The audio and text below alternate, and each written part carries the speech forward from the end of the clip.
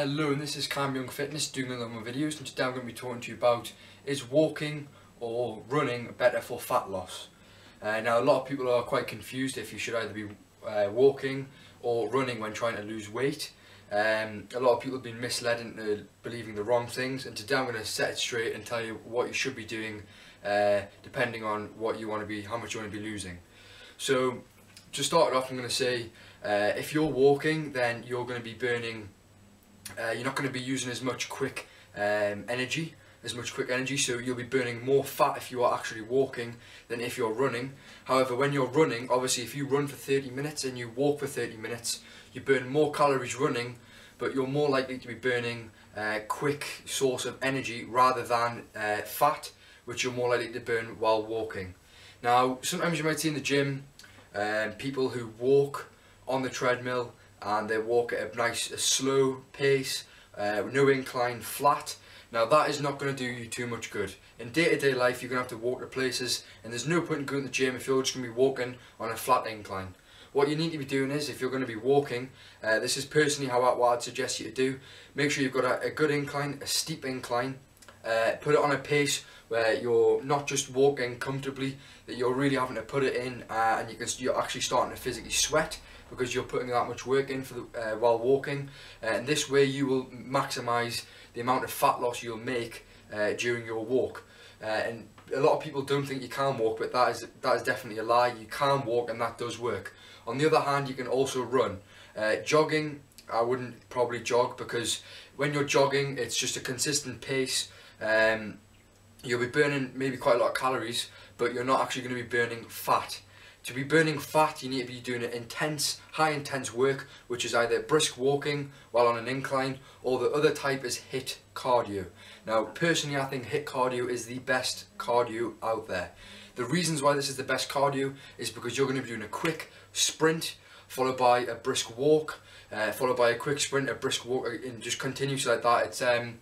It's called continuous training, and that is pretty much what it says what it is. So you're just going to be doing a quick sprint for, let's say, 30 seconds, followed by maybe a minute recovery while walking, and then you're back into the quick sprint. And this is proven over the last 10-15 years to be the best way of burning fat, and that is because you're using your energy, using a lot of energy, burning up that quick energy as you're sprinting, as well as burning fat, and then you're recovering with the walk, but you're not just stopping, you are continuing, and you're still doing something.